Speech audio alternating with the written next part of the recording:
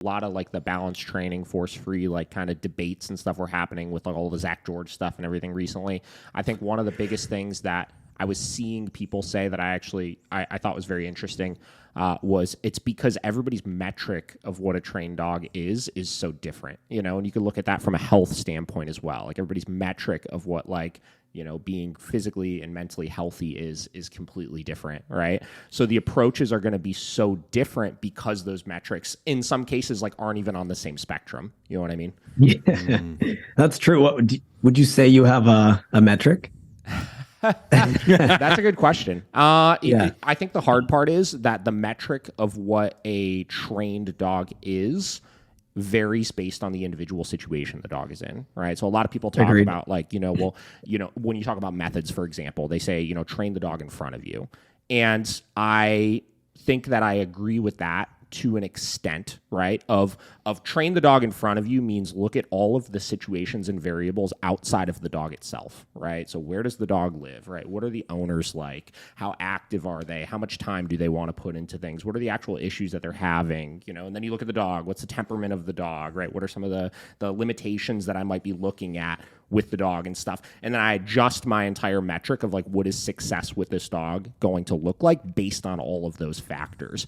And, you know, I would say in a lot of cases, the training methods I'll imply are pretty similar from dog to dog to dog to dog, right? We're going to take the same kind of approach to achieve those metrics. But every now and then we'll get a dog that just kind of fits outside of that mold where there's either less we need to actually do with the dog, more we need to do with the dog, or we have to totally change those methods. Like obviously we're balanced trainers here, right? And we'll use e-collars with probably 99% of the dogs that we work with, and you know, some sort of consequence or things like that. But there have been a couple dogs that I've worked with. Like one recently, we talked about I don't know, a couple months ago or something like that. We had this dog Fiona that came in, and she's like a little Chihuahua mix of some sorts, right? And she's maybe 3, something like that, and had just horrendous like handling, like anxiety and aggression and stuff, right? And owned by kind of an older couple. And, you know, we started working with this dog, and I'm like, all right, well, we're going to go through the program. I'm going to start doing obedience training and this and that.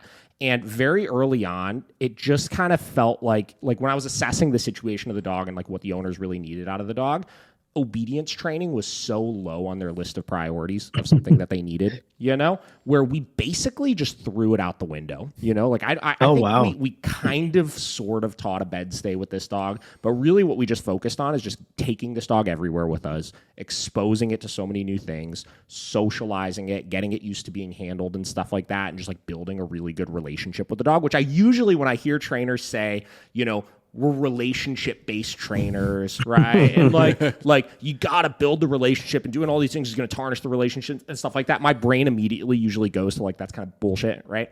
Yep.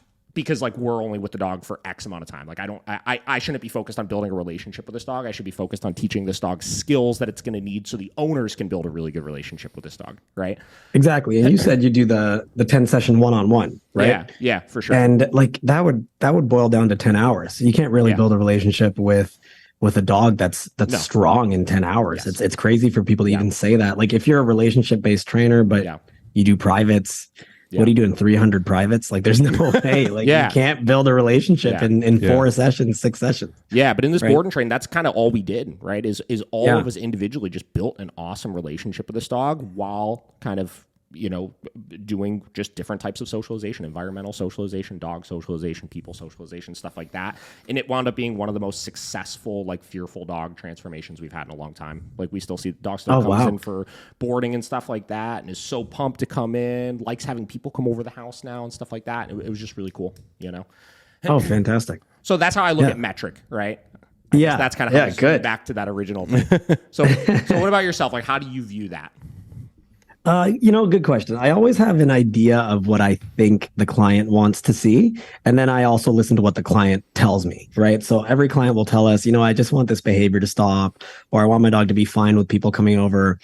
But what we know is there is a life that the client is not even imagining yet because of their own limitations. Yes. And I know that if everyone could, they would love to bring their dog for a walk with them to a local patio, coffee shop, whatever it is, picnic bench. Yeah. They would love to be able to sit down on the picnic bench with their dog laying down beside them and enjoy a coffee and just watch what's going on at the park and just relax for a bit. Maybe go on a family outing and just have the dog lay down.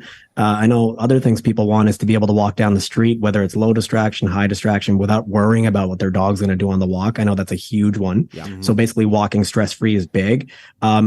The dog being able to be calm in the house when guests come over. I think that's a big one. So if the dog is a bit territorial, they want to be able to trust their dogs when people come over. And then finally, I know everyone wants this. They just don't think it's possible. Having a dog off leash. Yeah. Like, I know everyone wants it. Some people have such a block, like, no, I'll never in my life do that. That's too much for me to handle.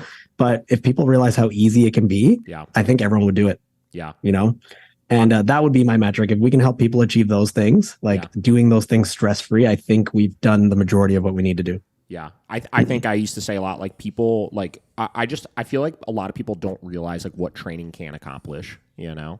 It's so interesting, you know, because like so many people's like mental metric of what training is like PetSmart classes and things like that, right? And when they see real training like out in public, that's why so many people's brain just goes to like that dog's like a robot, right? Like it's exactly, you know, without it's like realizing not possible that you're just channeling who the dog is, right, into something, you know, positive.